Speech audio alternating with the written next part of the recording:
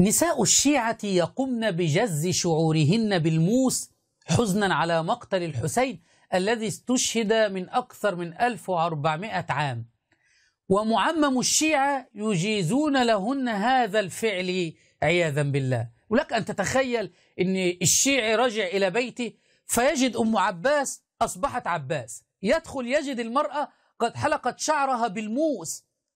لماذا فعلت ذلك يا أم عباس؟ حزنا على مقتل الحسين، وهذا يجوز في دين الشيعة. في يوم 10 من محرم بعض النسوة يقمن بجز شعورهن، فهل يجوز ذلك؟ وهل تجب عليهن الكفارة؟ مرأة قص شعرها، تجز شعرها، تتفاعل ويا المظلومية والمصيبة يوم 10 من المحرم تفاعلا مع مظلومية المولى أبي عبد الله الحسين، فهل جز المرأة لشعر رأسها جائز؟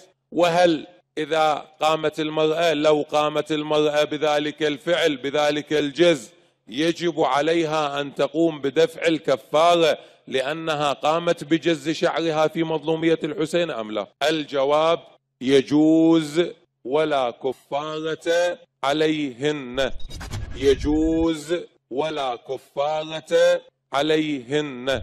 إذن بعض النسوة اللي يتفاعلن ويا مظلومية الحسين ويا مصيبة الحسين يتألمن على ما وقع على المولى أبي عبد الله الحسين فيقمن بجز شعورهن، لا إشكال في ذلك، يجوز. ثم لا يجب على تلك النسوة أن يقمن بدفع الكفارة، فالفعل جائز ولا يجب عليها أن تدفع الكفارة. أدعو النساء العاقلات من الشيعة ألا يفعلن هذا الفعل القبيح وألا يسرن خلف هذه العمائم المزيفة.